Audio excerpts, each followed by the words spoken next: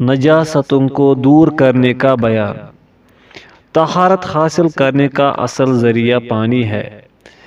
ارشاد باری تعالیٰ ہے کہ وَأَنزَلْنَا مِنَ السَّمَاءِ مَاءً طَهُورًا، سورہ الفرقان آیت 48۔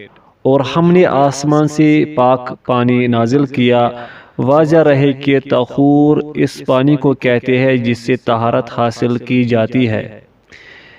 ایک دوسرا ارشاد یوں ہے کہ وَيُنَزِّلُ عَلَيْكُم مِّنَ السَّمَاءِ مَاءً لِيُطَهِّرَكُم بِهِ، سورۃ الانفال آیت نمبر 11۔ اللہ تعالیٰ تم پر آسمان سے پانی برسا رہا تھا تاکہ اس کے ذریعے تمہیں پاک کر دے۔ حدیث نبوی ہے الماء طہور لا ینجسہ شیء، پانی پاک ہے اسے کوئی چیز ناپاک نہیں کرتی۔ صحیح ارواء الغلیل، ابو داود، ترمذی۔ امام نووی رحمہ اللہ نے اسے صحیح کہا ہے۔ معلوم ہوا کہ اشیاء کو پاک کرنے کے لیے اصل پانی ہے، کیونکہ کتاب و سنت میں اسی کو اس وصف کے ساتھ متصف کیا گیا ہے۔ تاہم ہر نجاست کو پاک کرنے کے لیے صرف پانی کو ہی متعین کر لینا اس لیے درست نہیں، کیونکہ وہ احادیث جن میں منی اور حیض کے خون کو کھرچنے اور جوتی کو زمین پر رگڑنے اور پانی کے علاوہ دیگر طریقوں کا ذکر ہے، اس کا رد کرتی ہے۔ اور اگر ہر پاک مائی چیز کے ذریعے تطہیر کی اجازت دی جائے تو شارع علیہ السلام نے اس کا کہیں ذکر نہیں کیا، اس وجہ سے بھی یہ درست نہیں۔ لہذا خیر الامور اوسطھا کے تحت متوسط و معتدل راہ یہی ہے کہ شریعت میں جن اشیاء کو پانی کے علاوہ کسی اور طریقے سے پاک کرنا منقول ہے انہیں اسی طرح پاک کیا جائے، مثلاً جوتی کو زمین پر رگڑنا وغیرہ۔ اور جن اشیاء کو پاک کرنے کا حکم تو موجود ہے لیکن شارع علیہ السلام نے ان کی تطہیر کا کوئی خاص طریقہ و کیفیت نہیں بتائی تو انہیں پانی کے ساتھ ہی اچھی طرح دھو کر پاک کیا جائے، کیونکہ تطہیر میں اصل یہی ہے۔ نیل الاوتار، اصیل الجرار وغیرہ۔ جوتا زمین پر رگڑنے سے پاک ہو جاتا ہے۔ حضرت ابو ہریرہ رضی اللہ عنہ سے مروی ہے کہ رسول اللہ صلی اللہ علیہ وسلم نے فرمایا، جب تم میں سے کوئی چلتے ہوئے اپنی جوتی کو گندگی لگا دے تو مٹی اسے پاک کر دیتی ہے۔ ایک روایت میں یہ الفاظ ہے کہ جب کوئی اپنے موزوں کو گندگی لگا دے تو انہیں پاک کرنے والی مٹی ہے۔ ابو داود صحیح۔ ابن خزیمہ۔ حضرت ابو سعید خدری رضی اللہ عنہ سے مروی ہے کہ رسول اللہ صلی اللہ علیہ وسلم نے فرمایا، جب تم میں سے کوئی مسجد آئے تو اپنے جوتوں کو پھیر کر دیکھے، فَإِنْ رَأَى خَبَثًا فَلْيَمْسَحْهُ بِالْأَرْضِ ثُمَّ لْيُصَلِّ فِيهِمَا، اگر کسی میں گندگی نظر آئے تو اسے زمین کے ساتھ رگڑ کر ان میں نماز پڑھ لے۔ ابو داود صحیح۔ ارواء الغلیل، ابن حبان، حاکم وغیرہ۔ جوتوں کی طرح موزوں کو پاک کرنے کا بھی یہی طریقہ ہے، جیسے کہ گزشتہ پہلی حدیث میں اس کی صراحت موجود ہے۔ کتا منہ ڈال جائے تو برتن 7 مرتبہ دھونے سے پاک ہو جاتا ہے۔ حضرت ابو ہریرہ رضی اللہ عنہ سے مروی ہے کہ رسول اللہ صلی اللہ علیہ وسلم نے فرمایا، جب تم میں سے کسی کے برتن میں کتا منہ ڈال جائے تو اسے یعنی پانی کو بہا دینا چاہیے اور برتن کو 7 مرتبہ دھونا چاہیے، البتہ پہلی مرتبہ مٹی کے ساتھ دھویا جائے۔ اور جامع ترمذی میں یہ لفظ ہے آخری مرتبہ یا پہلی مرتبہ مٹی کے ساتھ دھویا جائے۔ صحیح مسلم، ابو داود، ترمذی، ابن ماجہ، طحاوی۔ شیر خوار بچے کے پیشاب پر چھینٹے مارنا ہی کافی ہے۔ فرمان نبوی ہے کہ لڑکی کے پیشاب سے آلودہ کپڑا دھویا جائے اور لڑکے کے پیشاب سے آلودہ کپڑے پر پانی کے چھینٹے مارے جائے۔ ابو داؤد کتاب الطہارہ، صحیح ابن ماجہ۔ منی لگا کپڑا کھرچنے اور پانی بہانے سے پاک ہو جاتا ہے۔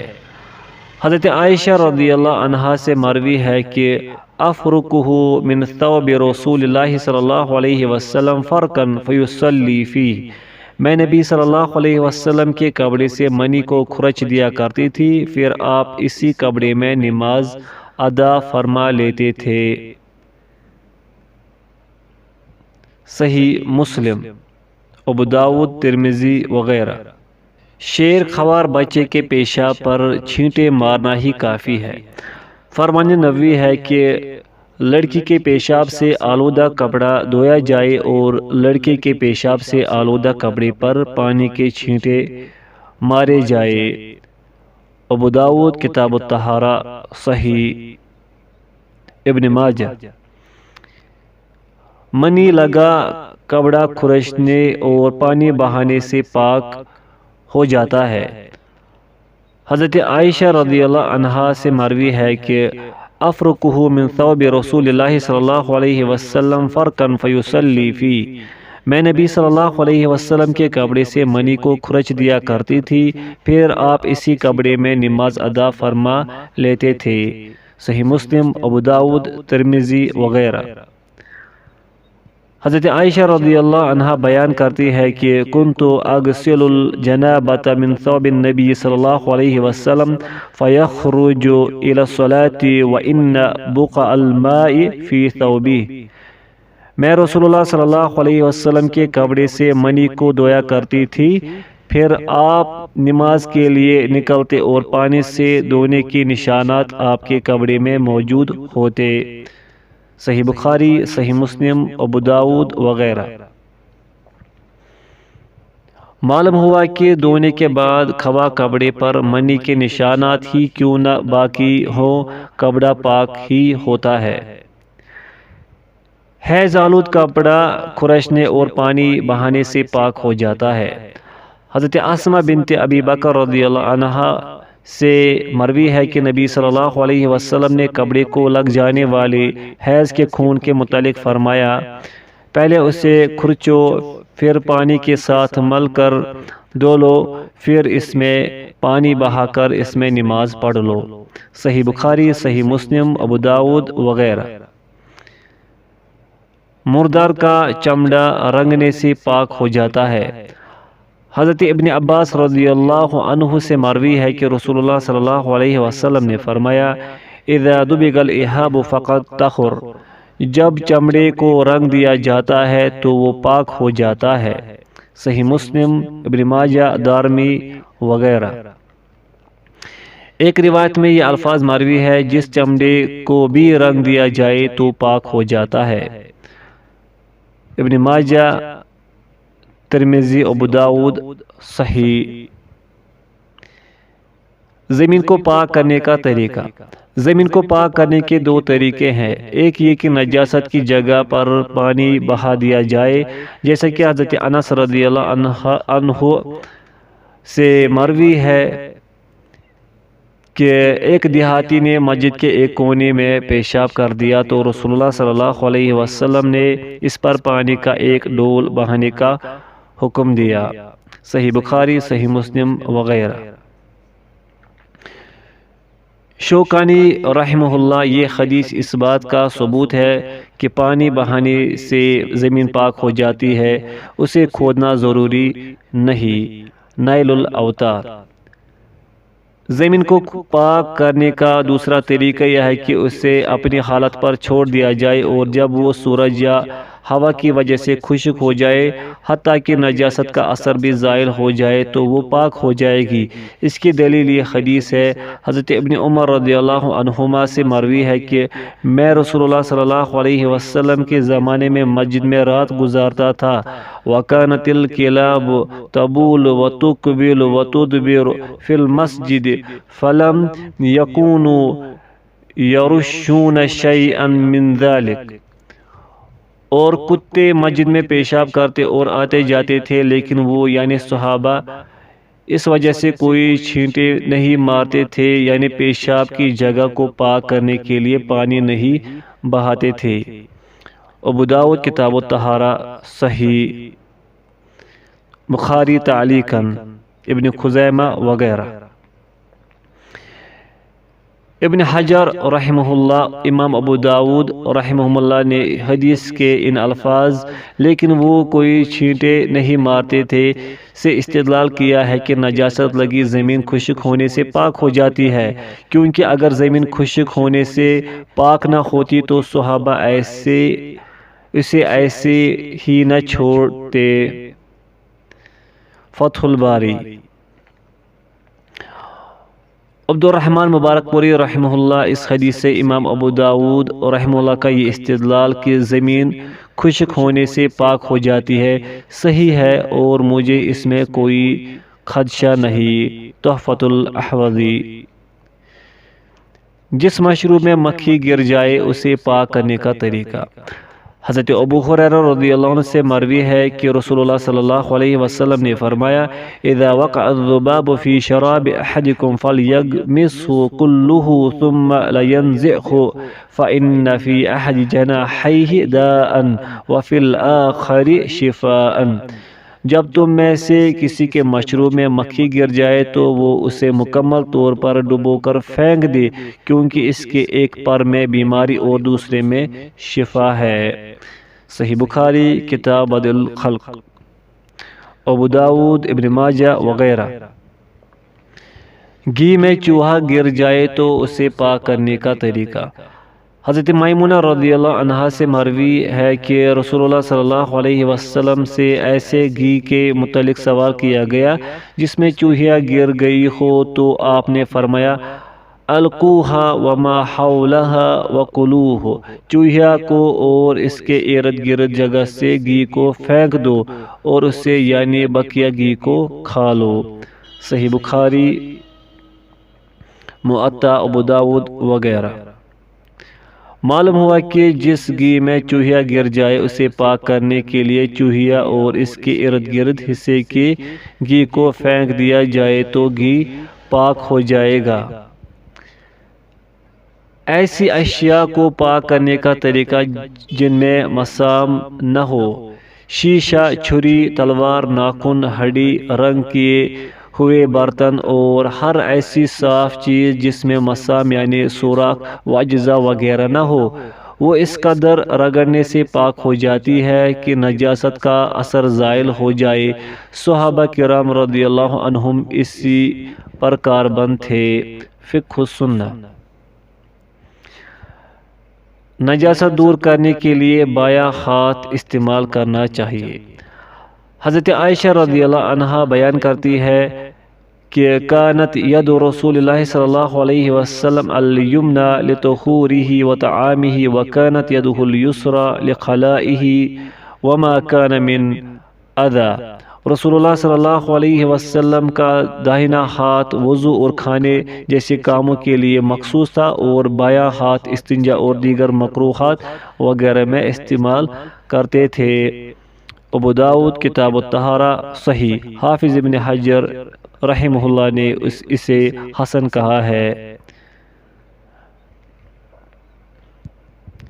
نجاست کی ذات، رنگ، بو اور ذائقہ باقی نہیں رہنا چاہیے۔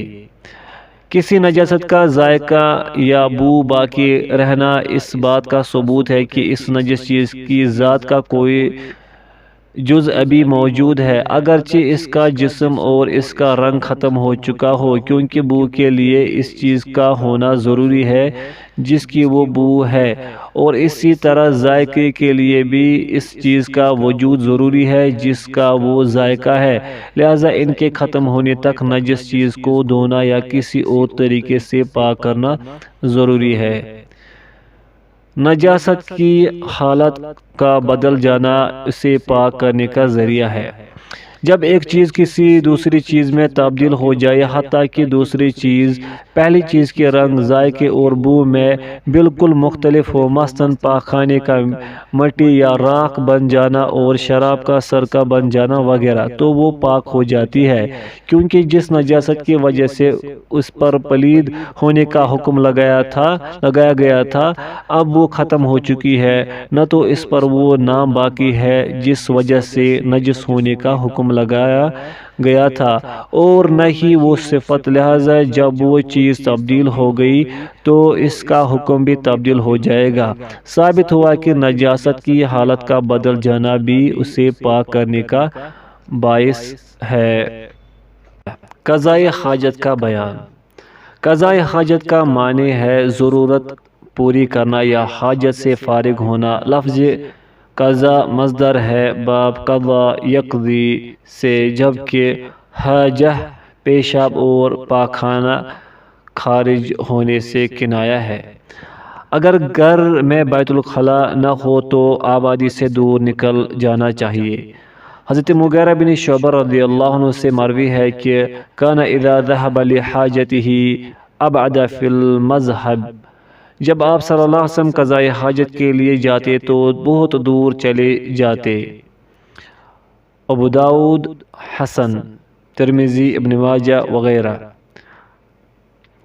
حضرت مغیرہ بن شعبہ رضی اللہ عنہ سے مروی ایک دوسری روایت میں ہے کہ فانطلق حتی توارى عنی فقضى حاجته، آپ صلی اللہ علیہ وسلم قضائے حاجت کے لیے اتنی دور چلے گئے کہ میری نظروں سے اوجھل ہو گئے، وہاں آپ اپنی حاجت سے فارغ ہوئے۔ صحیح بخاری کتاب الصلاۃ، مسلم وغیرہ۔ حضرت جابر رضی اللہ عنہ سے مروی ہے کہ ہم رسول اللہ صلی اللہ علیہ وسلم کے ساتھ سفر میں نکلے، فَكَانَ لَا يَأْتِي الْبَرَازَ حَتَّى يَغِيبَ فَلَا يُرَى، آپ صلی اللہ علیہ وسلم قضائے حاجت کے لیے جب بھی جاتے تو غائب ہو جاتے اور آپ صلی اللہ علیہ وسلم کو دیکھا نہیں جا سکتا تھا۔ ابو داؤد صحیح، ابن ماجہ، بیہقی، ترمذی وغیرہ۔ اگر گھر میں بیت الخلا موجود ہو تو اس میں داخل ہو جانا چاہیے۔ حضرت ابن عمر رضی اللہ عنہما سے مروی ہے کہ ایک دن میں حضرت حفصہ رضی اللہ عنہا کے گھر کی چھت پر چڑھا تو میں نے نبی صلی اللہ علیہ وسلم کو گھر میں موجود بیت الخلا میں شام کی طرف منہ کیے ہوئے اور کعبہ کی طرف پشت کیے ہوئے قضائے حاجت کرتے دیکھا۔ صحیح بخاری، صحیح مسلم، ابو داؤد وغیرہ۔ بیت الخلا میں داخل ہوتے وقت پہلے بایاں پاؤں رکھنا چاہیے۔ بیت الخلا میں داخل ہوتے وقت پہلے بایاں پاؤں اور اس سے خارج ہوتے وقت پہلے دایاں پاؤں آگے کرنا چاہیے، اور اس کا سبب یہ ہے کہ ہر معزز و محترم کام کو دائیں طرف سے شروع کرنا اور ہر غیر محترم کام کو بائیں جانب سے شروع کرنا مستحب ہے۔ السیل الجرار۔ یہاں یہ یاد رہے کہ ایسا کرنا بہتر تو ہے مگر ضروری نہیں، اس لیے اگر کوئی اس کی مخالفت بھی کرتا ہے تو کوئی گناہ والی بات نہیں۔ قضائے حاجت کے ممنوعہ مقامات سے بچنا چاہیے۔ حضرت ابو ہریرہ رضی اللہ عنہ سے مروی ہے کہ رسول اللہ صلی اللہ علیہ وسلم نے فرمایا اتقوا اللعینین الذی یتخلی فی طریق الناس او فی ظلہم، دو لعنت کا سبب بننے والے جگہوں سے اجتناب کرو، ایک لوگوں کے راستے میں، دوسرا ان کے بیٹھنے آرام کرنے کی سایہ دار جگہ میں قضائے حاجت سے۔ صحیح مسلم کتاب الطہارہ و ابو داؤد۔ حضرت معاذ رضی اللہ عنہ سے مروی ہے کہ رسول اللہ صلی اللہ علیہ وسلم نے فرمایا اتقوا الملائن الثلاثہ البراز فی الموارد وقارئۃ الطریق وذل، لعنت کے 3 اسباب سے اجتناب کرو، گھاٹوں پر، شاہراہ عام پر اور سائے کے نیچے قضائے حاجت سے۔ ابو داؤد کتاب الطہارہ، حسن ارواء الغلیل، حاکم وغیرہ۔ ابن حجر ہیثمی رحمہ اللہ انہوں نے راستوں میں پاکخانہ کرنا کبیرہ گناہوں میں شمار کیا ہے۔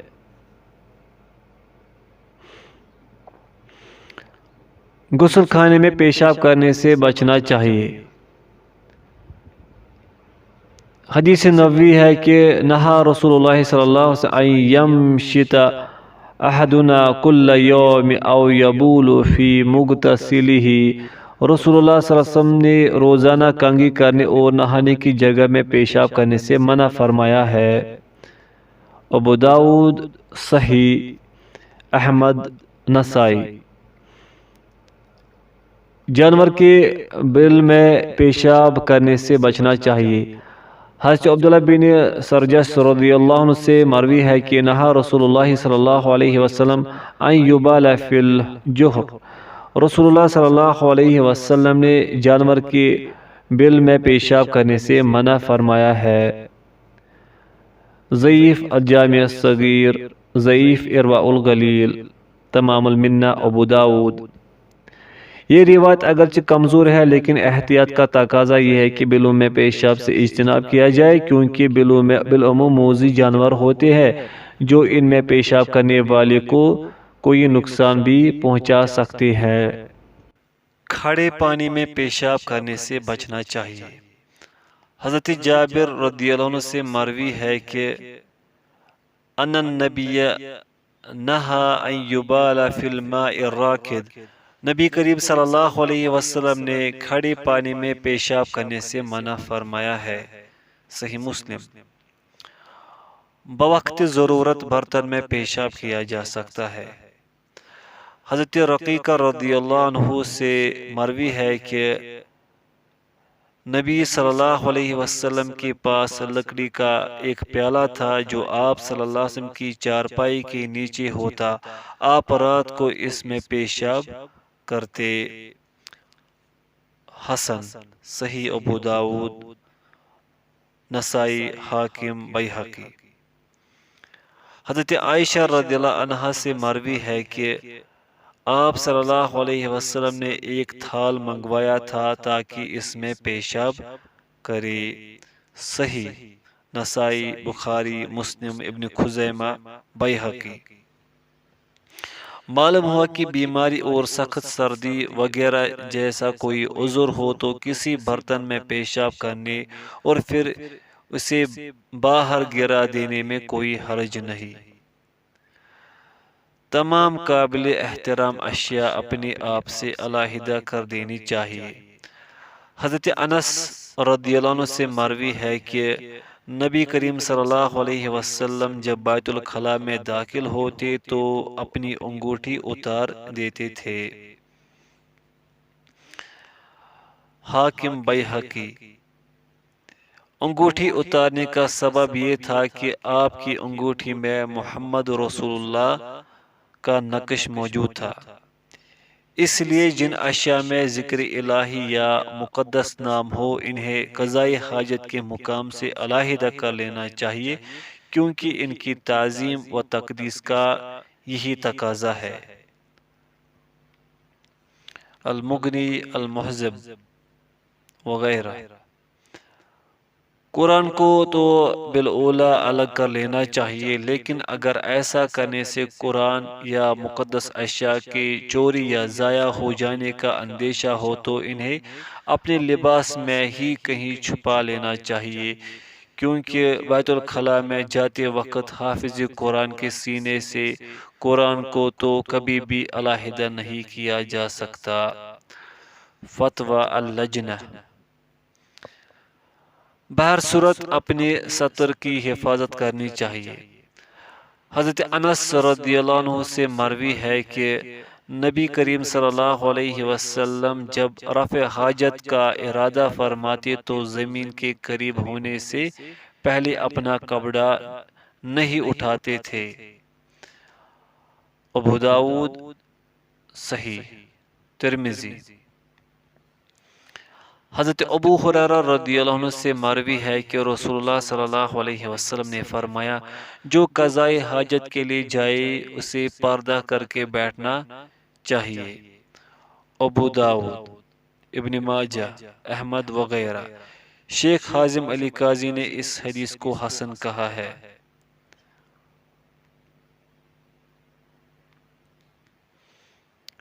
حضرت عبداللہ بن جعفر رضی اللہ عنہ سے مروی ہے کہ قضائی حاجت کے وقت چھینٹے کے لیے رسول اللہ صلی اللہ علیہ وسلم کو جو چیز سب سے زیادہ پسند تھی وہ زمین سے بلند جگہ اور کھجور کے درختوں کا جھنڈ تھا۔ صحیح مسلم، ابو داؤد، احمد۔ معلوم ہوا کہ قضائی حاجت کے وقت انسان کو لوگوں سے چھپنا چاہیے، اور اگر کوئی دیوار یا ٹیلا یا درخت یا اونٹ موجود ہو تو اسی کے ذریعے چھپے، اور اگر کچھ بھی موجود نہ ہو تو اس قدر دور چلا جائے کہ اسے کوئی دیکھ نہ سکے۔ بیت الخلاء میں داخل ہوتے وقت یہ دعا پڑھنی چاہیے۔ حضرت انس رضی اللہ عنہ سے مروی ہے کہ رسول اللہ صلی اللہ علیہ وسلم جب بیت الخلاء میں داخل ہوتے تو یہ دعا پڑھتے، اللہم انی اعوذ بک من الخبث والخبائث۔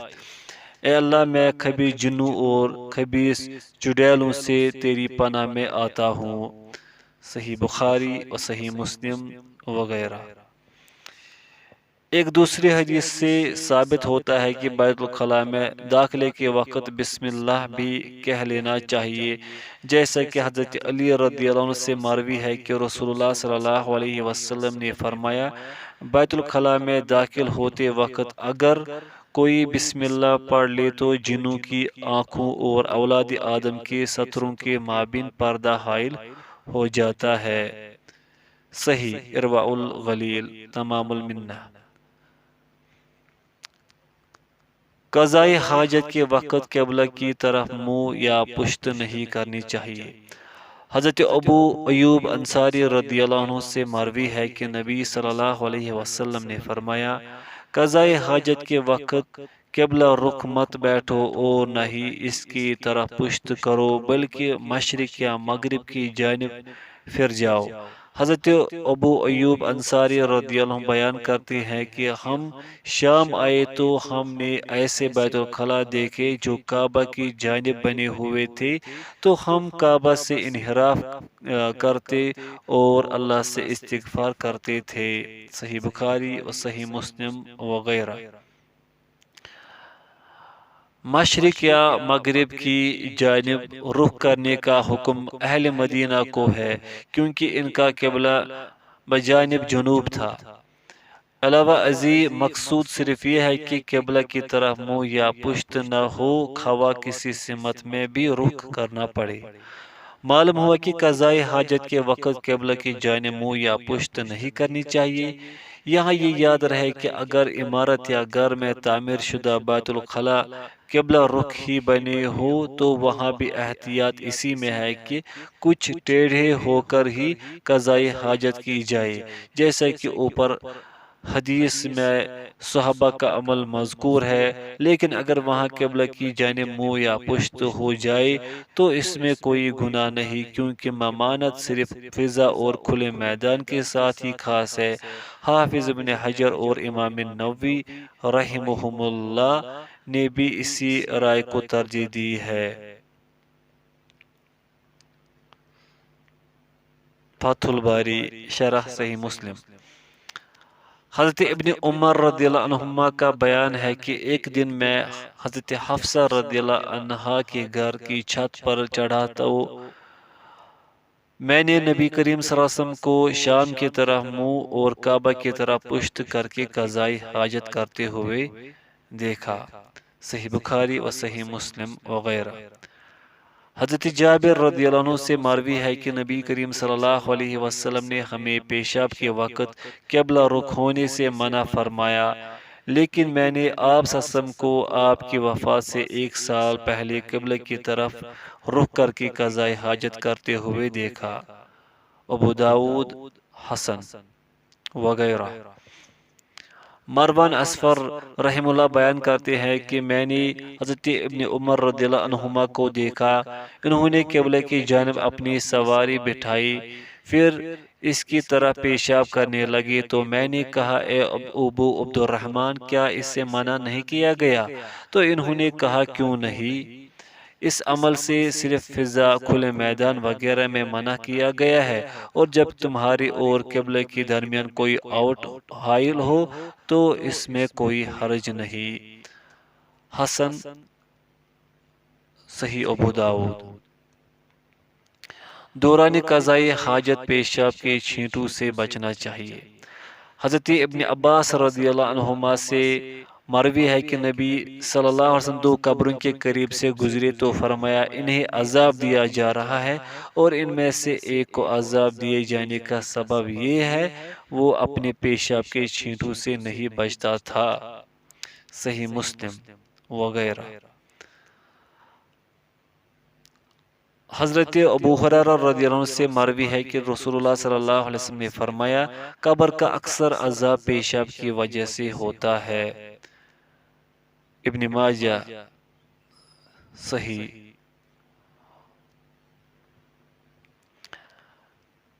ابن حجر حیثمی رحمہ اللہ انہوں نے پیشاب کے چھینٹوں سے نہ بچنا کبیرہ گناہوں میں شمار کیا ہے۔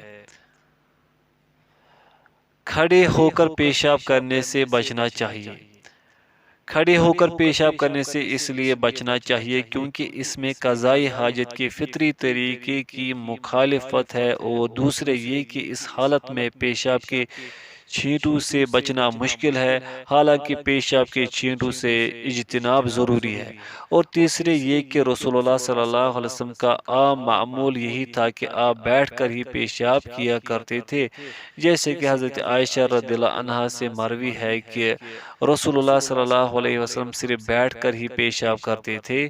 مسند ابو عوانہ میں یہ لفظ ہے رسول اللہ صلی اللہ علیہ وسلم نے اس وقت سے کھڑے ہو کر پیشاب نہیں کیا جب سے آپ پر قرآن نازل کیا گیا۔ الصحیحہ، ترمذی وغیرہ۔ تاہم اگر کہیں ضرورت پیش آ جائے، بیٹھنے کی جگہ نہ ہو یا کوئی اور عذر ہو تو پھر کھڑے ہو کر بھی پیشاب کیا جا سکتا ہے، بشرطے کہ چھینٹوں سے بچنا ممکن ہو۔ اس کی چند دلائل حسب ذیل ہے۔ حضرت حذیفہ رضی اللہ عنہ سے مروی ہے کہ نبی صلی اللہ علیہ وسلم لوگوں کی گندگی کے ڈھیر پر آئے اور کھڑے ہو کر پیشاب کیا۔ صحیح بخاری، مسلم وغیرہ۔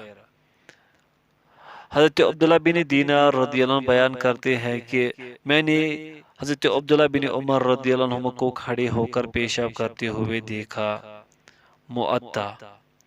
ابن حجر رحمہ اللہ رسول اللہ صلی اللہ علیہ وسلم کا یہ فعل یعنی کھڑے ہو کر پیشاب کرنا بوقت ضرورت اس طریقے کے جواز کی وضاحت کے لیے تھا۔ فتح الباری۔ سعودی مستقل فتویٰ کمیٹی۔ انسان کا کھڑے ہو کر پیشاب کرنا حرام نہیں، کیونکہ صحیحین میں ثابت ہے کہ حضرت حذیفہ رضی اللہ عنہ بیان کرتے ہیں کہ نبی کریم صلی اللہ علیہ وسلم قوم کے ایک گندگی کے ڈھیر پر آئے اور آپ نے کھڑے ہو کر پیشاب کیا، اور مذکورہ حدیث کی وجہ سے حضرت عمر، حضرت علی، حضرت ابن عمر اور حضرت زید بن ثابت رضی اللہ عنہم سے بھی کھڑے ہو کر پیشاب کرنے کی رخصت ثابت ہے، لیکن آدمی کے لیے مصنون یہ ہے کہ وہ بیٹھ کر پیشاب کرے، کیونکہ حضرت عائشہ رضی اللہ عنہا کا قول ہے کہ جو تمہیں بیان کرے کہ نبی کریم صلی اللہ علیہ وسلم کھڑے ہو کر پیشاب کرتے تھے تو اس کی تصدیق مت کرو، آپ ہمیشہ بیٹھ کر ہی پیشاب کیا کرتے تھے، یہی طریقہ زیادہ پردہ پوشی کا ذریعہ ہے، اور اسی طرح انسان صحیح طور پر اپنے پیشاب کے چھینٹوں سے محفوظ رہ سکتا ہے۔ قضائے حاجت کے دوران گفتگو نہیں کرنی چاہیے۔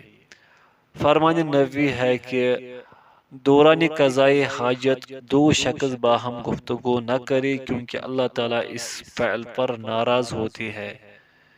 صحیح لغیر الصحیحہ صحیح الترغیب وغیرہ۔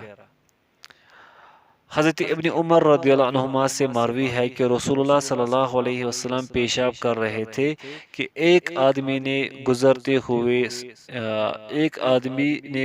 ہوئے سلام کہا، لیکن آپ صلی اللہ علیہ وسلم نے اسے جواب نہیں دیا۔ صحیح مسلم وغیرہ۔ ایک روایت میں ہے نبی صلی اللہ علیہ وسلم نے تیمم کرنے کے بعد اسے سلام کا جواب دیا۔ ابو داؤد صحیح۔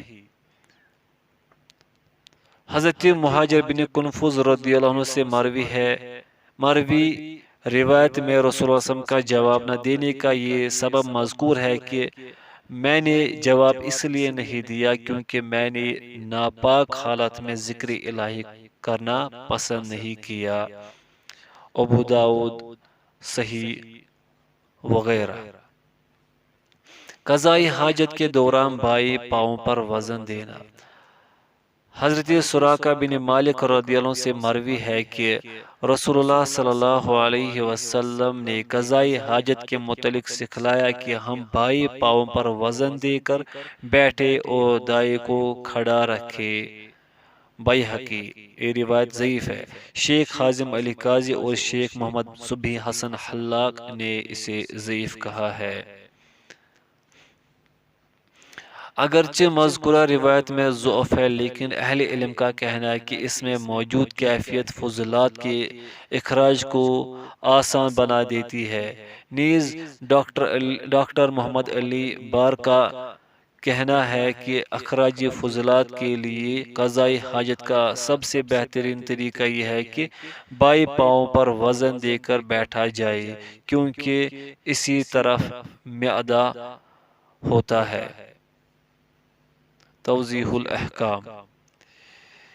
استنجا کے لیے کم از کم 3 ڈھیلے استعمال کرنے چاہیے۔ حضرت سلمان رضی اللہ عنہ سے مروی ہے کہ آپ صلی اللہ علیہ وسلم نے ہمیں 3 ڈھیلوں سے کم کے ساتھ استنجا کرنے سے منع فرمایا ہے۔ صحیح مسلم وغیرہ۔ حضرت ابو ہریرہ رضی اللہ عنہ سے مروی ہے نبی کریم صلی اللہ علیہ وسلم 3 ڈھیلوں کے ساتھ استنجا کرنے کا حکم دیتے تھے۔ صحیح ابو داؤد حسن وغیرہ۔ نبی کریم صلی اللہ علیہ وسلم نے قضائے حاجت کے لیے جاتے وقت حضرت ابن مسعود رضی اللہ عنہ کو 3 ڈھیلے لانے کا ہی حکم دیا تھا۔ صحیح بخاری وغیرہ۔ 3 سے زیادہ ڈھیلوں کی ضرورت ہو تو طاق عدد کو ملحوظ رکھنا چاہیے۔ حضرت ابو ہریرہ رضی اللہ عنہ سے روایت ہے کہ رسول اللہ صلی اللہ علیہ وسلم نے فرمایا، اور جو شخص ڈھیلوں سے استنجا کرے اسے چاہیے کہ طاق عدد سے استنجا کرے۔ صحیح بخاری۔ معلوم ہوا کہ اگر انسان 3 ڈھیلوں سے زیادہ کی ضرورت محسوس کرے تو بہتر یہ ہے کہ طاق عدد میں ڈھیلے استعمال کرے، یعنی 5 یا 7 یا 9 یا اسی کے مطابق اس سے زیادہ ڈھیلوں کے ساتھ استنجا کرے۔ المغنی لابن قدامہ فتویٰ اللجنہ الدائمہ۔ ڈھیلوں کے استعمال کے بعد پانی کا استعمال ضروری نہیں۔ حضرت عائشہ رضی اللہ عنہا کا بیان ہے کہ رسول اللہ صلی اللہ علیہ وسلم نے فرمایا، جب تم میں سے کوئی پاخانے کے لیے جانے لگے تو اپنے ساتھ 3 ڈھیلے لے جایا کرے، ان سے استنجا کر لیا کرے، بے شک یہ اس کے لیے کفایت کریں گے۔ ابو داؤد صحیح۔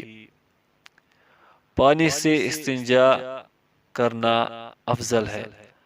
حضرت انس رضی اللہ عنہ سے مروی ہے کہ رسول اللہ صلی اللہ علیہ وسلم قضائی حاجت کے لیے بیت الخلاء میں داخل ہوتے تو میں اور میرا ہم عمر ایک لڑکا پانی کا ایک برتن اور ایک چھوٹا سا نیزہ لے کر ہمراہ جاتے، پھر اس پانی سے آپ استنجا فرماتے۔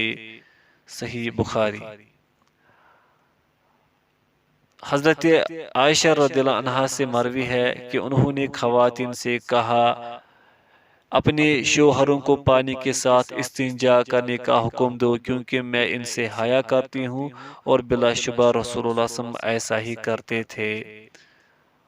ترمذی صحیح، امام نووی نے اسے صحیح کہا ہے۔ حضرت ابو ہریرہ رضی اللہ عنہ سے مروی ہے کہ نبی صلی اللہ علیہ وسلم نے فرمایا یہ آیت فیہ رجال یحبون ان یتطہروا واللہ یحب المطہرین، سورۃ توبہ، اہل قباء کے بارے میں نازل ہوئے کیونکہ کانوا یستنجون بالماء، وہ پانی کے ساتھ استنجا کرتے تھے۔ ابن ماجہ صحیح وغیرہ۔ پانی سے استنجا کرنے والوں کے بارے میں اللہ تعالیٰ کا اظہار محبت کرتے ہوئے آیت نازل فرما دینا اس بات کا قطعی ثبوت ہے کہ پانی سے استنجا کرنا افضل ہے۔ پانی کی افضلیت اس وجہ سے بھی ہے کہ پانی نجاست کو دور کرنے میں پتھروں سے زیادہ مؤثر ہے۔ خوراک اور کسی قابل احترام چیز سے استنجا کرنا منع ہے۔ حضرت ابن مسعود رضی اللہ عنہ سے مروی ہے جس حدیث میں نبی صلی اللہ علیہ وسلم کی جنوں سے ملاقات کا تذکرہ ہے، اس میں آپ صلی اللہ علیہ وسلم نے ہڈی کو جنوں کا زاد راہ اور گوبر کو جانوروں کا چارہ قرار دینے کے بعد فرمایا تم ان دونوں سے استنجا نہ کرو کیونکہ یہ تمہارے بھائیوں کی خوراک ہے، صحیح مسلم وغیرہ۔ جب جنوں اور جانوروں کی خوراک سے استنجا کرنا جائز نہیں تو انسانوں کی خوراک سے بالاولیٰ جائز نہیں۔ اسی طرح مقدس و محترم اشیاء سے بھی استنجا کرنے سے اجتناب کرنا چاہیے کیونکہ یہ ان کی حرمت کے خلاف ہے۔ ہڈی، گوبر اور کوئلے سے استنجا کرنا منع ہے۔ حضرت ابن مسعود رضی اللہ عنہ سے روایت ہے کہ نبی کریم صلی اللہ علیہ وسلم نے ہڈی، گوبر اور کوئلے کے ساتھ استنجا کرنے سے منع فرمایا ہے۔ صحیح الجامع صغیر۔ دائیں ہاتھ سے استنجا کرنا منع ہے۔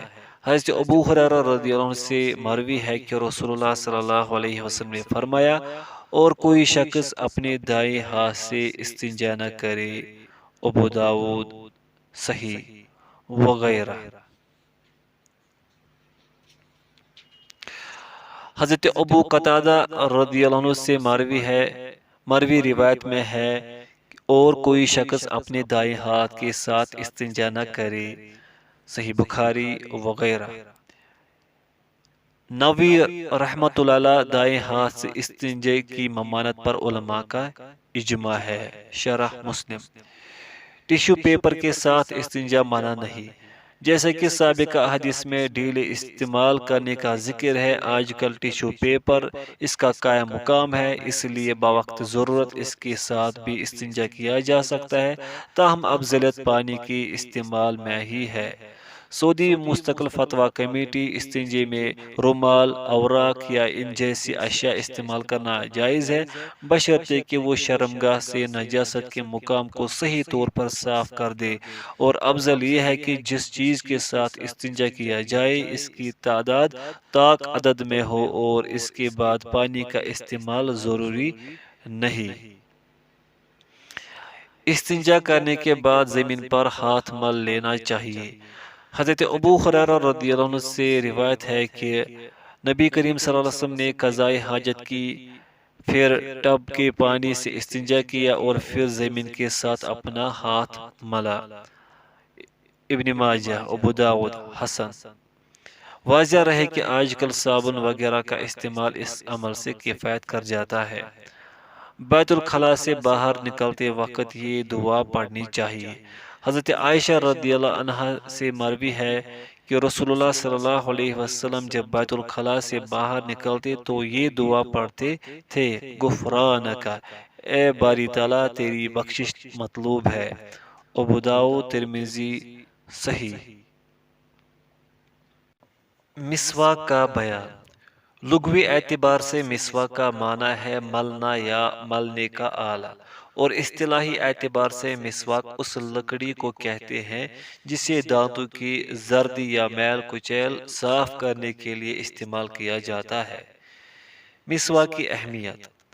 حضرت ابو ہریرہ رضی اللہ عنہ سے مروی ہے کہ نبی صلی اللہ علیہ وسلم نے فرمایا، اگر مجھے اپنی امت کو مشقت و تکلیف میں مبتلا کرنے کا اندیشہ نہ ہوتا تو میں ہر نماز کے ساتھ مسواک کرنے کا حکم دے دیتا۔ اور صحیح بخاری میں تعلیقاً یہ لفظ مذکور ہے کہ ہر وضو کے ساتھ مسواک کا حکم دے دیتا۔ صحیح بخاری، ابو داؤد، ترمذی وغیرہ۔ حضرت عباس بن عبد المطلب رضی اللہ عنہ کی حدیث میں ہے کہ رسول اللہ صلی اللہ علیہ وسلم نے فرمایا، اگر مجھے یہ خدشہ نہ ہوتا کہ میں اپنی امت کو مشقت میں ڈال دوں گا تو میں ان پر ہر نماز کے وقت اس طرح مسواک فرض کر دیتا جیسے میں نے ان پر وضو فرض کیا ہے۔ صحیح لغیرہ، صحیح الترغیب۔ حضرت ابن عباس رضی اللہ عنہ حضرت ابن عباس رضی اللہ عنہما سے روایت ہے کہ نبی کریم صلی اللہ علیہ وسلم نے فرمایا، بے شک مجھے مسواک کرنے کا اس قدر حکم دیا گیا حتیٰ کہ مجھے گمان ہوا کہ اس کے متعلق مجھ پر قرآن یا وحی نازل کر دی جائے گی۔ حسن لغیرہ، صحیح الترغیب۔ حضرت انس رضی اللہ عنہ سے روایت ہے کہ رسول اللہ صلی اللہ علیہ وسلم نے فرمایا، بے شک مجھے مسواک کا اس قدر حکم دیا گیا حتیٰ کہ مجھے اپنے دانت گر جانے کا خدشہ لاحق ہو گیا۔ حسن لغیرہ، صحیح الترغیب۔ حضرت واصلہ رضی اللہ عنہ سے روایت ہے کہ رسول اللہ صلی اللہ علیہ وسلم نے فرمایا، مجھے مسواک کا حکم دیا گیا حتیٰ کہ مجھے یہ ڈر ہوا کہ یہ مجھ پر فرض نہ کر دی جائے۔ حسن، صحیح الجامع الصغیر۔ حضرت سہل بن سعد رضی اللہ عنہ سے روایت ہے کہ رسول اللہ صلی اللہ علیہ وسلم نے فرمایا، جبریل علیہ السلام نے مجھے مسواک کا حکم دیا حتیٰ کہ مجھے گمان ہوا کہ یقیناً ان قریب میرے دانت گر جائیں گے۔ صحیح الجامع الصغیر الصحیحہ۔ حضرت ابن عباس رضی اللہ عنہ سے مروی ایک روایت میں ہے کہ رسول اللہ صلی اللہ علیہ وسلم نے جمعہ کے روز کے متعلق فرمایا، بے شک یہ دن اللہ تعالیٰ نے مسلمانوں کے لیے عید بنایا ہے، لہذا جو بھی جمعہ کے لیے آئے اسے چاہیے کہ غسل کرے اور اگر خوشبو موجود ہو تو وہ بھی لگائے اور مسواک کو لازم پکڑو۔ صحیح الجامع الصغیر۔ حضرت جابر رضی اللہ عنہ سے مروی ہے کہ رسول اللہ صلی اللہ علیہ وسلم نے فرمایا، جب تم میں سے کوئی رات کو نماز پڑھنے کے لیے اٹھے تو مسواک کرے، کیونکہ تم میں سے کوئی ایک جب اپنی نماز میں قرات کرتا ہے تو فرشتہ اس کے منہ پر اپنا منہ رکھ لیتا ہے۔ صحیح الجامع الصغیر۔ ایک روایت میں یہ لفظ موجود ہے کہ رسول اللہ صلی اللہ علیہ وسلم نے فرمایا، تین چیزیں ہر مسلمان پر حق ہے، جمعہ کے دن غسل کرنا، مسواک کرنا اور خوشبو لگانا۔ صحیح الصحیحہ۔ حضرت عائشہ رضی اللہ عنہا سے روایت ہے کہ رسول اللہ صلی اللہ علیہ وسلم نے فرمایا، 10 چیزیں فطرت میں سے ہے، ان میں سے ایک مسواک ہے۔ حسن، صحیح ابو داؤد۔ حضرت علی بن ابی طالب رضی اللہ عنہ بیان فرماتے ہیں کہ بلا شبہ تمہارے منہ قرآن کے لیے راستے ہیں، لہذا تم انہیں مسواک کے ذریعے پاکیزہ بناؤ۔ صحیح الصحیحہ، صحیح ابن ماجہ۔ نووی رحمہ اللہ، مسواک تمام اوقات میں مستحب ہے لیکن 5 اوقات میں بہت ہی زیادہ مستحب ہے۔ پوائنٹ فرسٹ، نماز کے وقت۔ پوائنٹ سیکنڈ، وضو کے وقت۔ پوائنٹ تھرڈ، تلاوت قرآن کے وقت۔ پوائنٹ فورتھ، نیند سے بیدار ہونے کے وقت۔ پوائنٹ ففتھ، منہ کے کسی بھی وجہ سے متغیر ہو جانے کے وقت۔ شرح مسلم للنووی۔ شیخ الاسلام امام ابن تیمیہ اور رحمہ اللہ فرماتے ہیں، مسواک تمام اوقات میں مستحب ہے۔ سعودی مستقل فتویٰ کمیٹی کہتی ہے مسواک سنت ہے، اور اس وقت یہ زیادہ موقع ہو جاتی ہے جب وضو، نماز، قرأت قرآن، منہ کے تغیر اور اس کی مثل کسی وجہ سے اس کی ضرورت پیش آ جائے۔ مسواک کی فضیلت۔ حضرت عائشہ رضی اللہ عنہا سے روایت ہے کہ رسول اللہ صلی اللہ علیہ وسلم نے فرمایا، مسواک منہ کی طہارت اور رب کی رضامندی کا ذریعہ ہے۔ صحیح الترغیب۔ اس حدیث کو امام نووی نے صحیح جبکہ امام بغوی رحمہ اللہ نے حسن قرار دیا ہے۔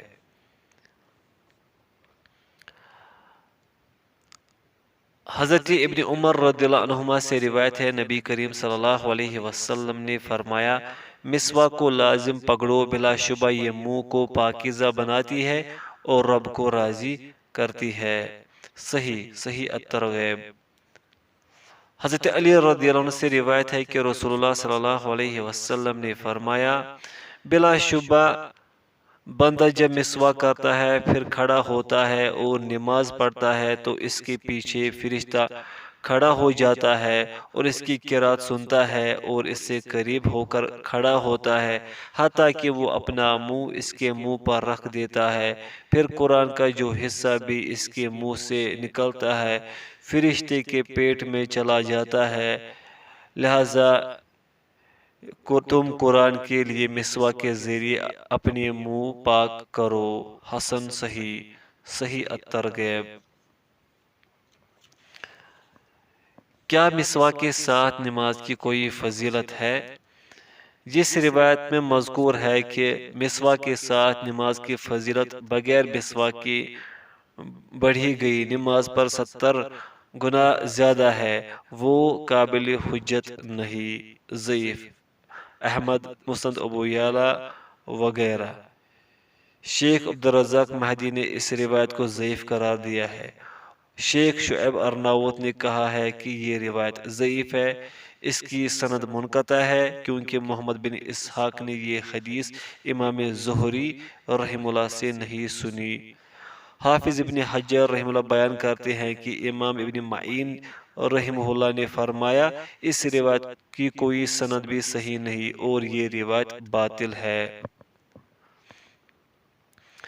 رسول اللہ صلی اللہ علیہ وسلم کا معمول۔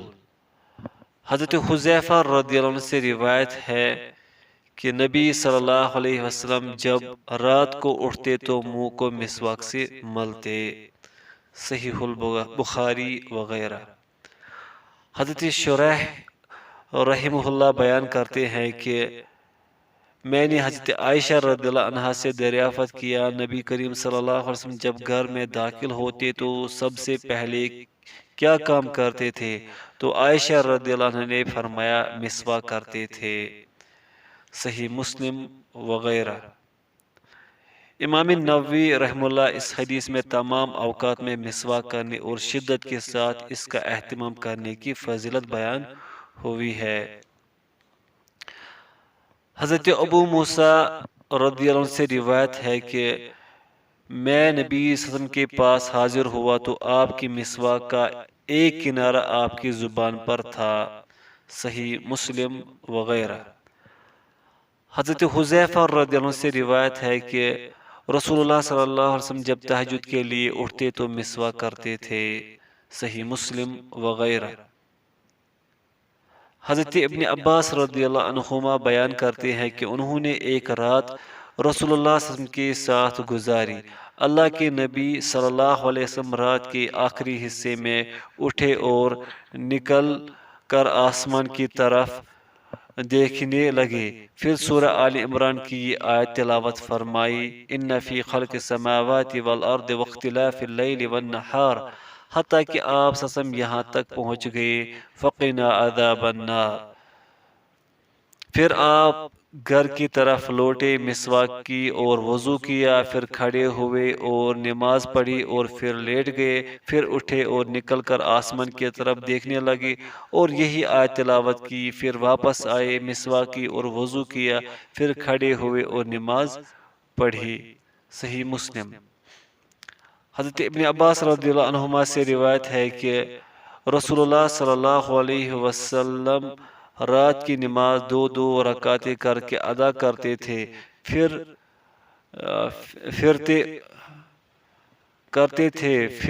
پھرتے اور مسواک کرتے تھے۔ صحیح ابن ماجہ۔ حضرت ابن عمر رضی اللہ عنہما سے مروی ہے کہ آپ سسم سوتے تو لازماً مسواک آپ کے سر کے قریب ہوتی اور جب بیدار ہوتے تو مسواک شروع کر دیتے۔ حسن الصحیحہ۔ حضرت زید بن خالد جہنی رضی اللہ عنہ سے روایت ہے کہ رسول اللہ صلی اللہ علیہ وسلم مسواک کیے بغیر کسی بھی نماز کے لیے اپنے گھر سے نہیں نکلتے تھے۔ مجمع الزوائد۔